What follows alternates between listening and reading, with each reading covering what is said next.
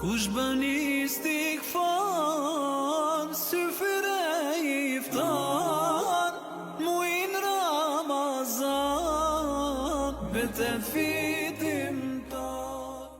Bismillahirrahmanirrahim. Alhamdulillah, wassalatu wassalamu ala rasulillahi wa ba'd.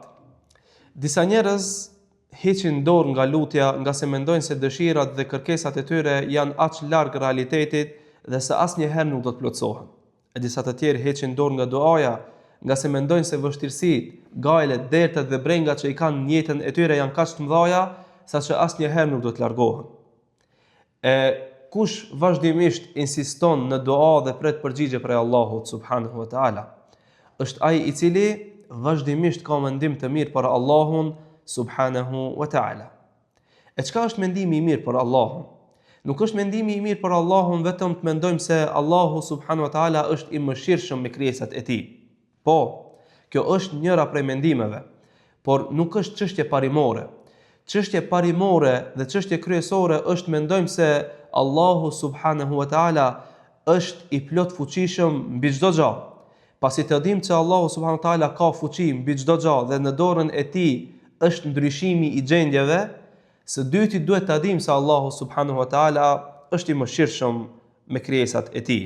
Nga se ndodh ndonjëherë të kesh ndonjë breng, ndonjë telashe dhe njerëzve përreth t'ju dhimbsesh dhe të gjithë ata të mëshirojnë ty, por nuk kanë diçka në dorë që të mund të të ndihmojnë. E ai i cili u ndihmon robërve, ai i cili është i plot fuqishëm mbi çdo gjë, është vetëm Allahu subhanahu wa taala.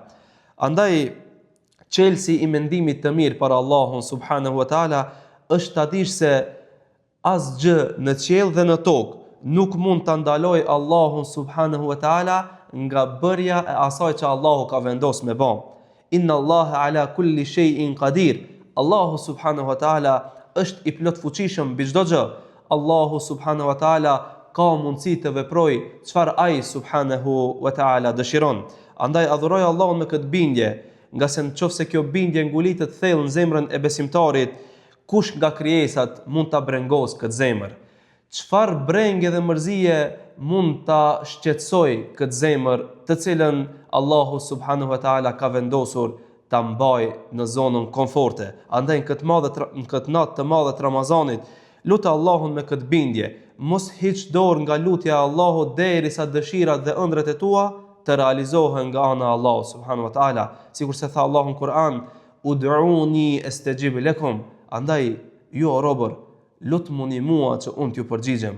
Në këto net të mëdha të Ramazanit, kur jemi ka fundi i kësaj gare madhështore, shtoje lutjen tënde ndaj Allahut dhe ma gjepsu me realizimin e realiteteve të Zotit ndaj teje.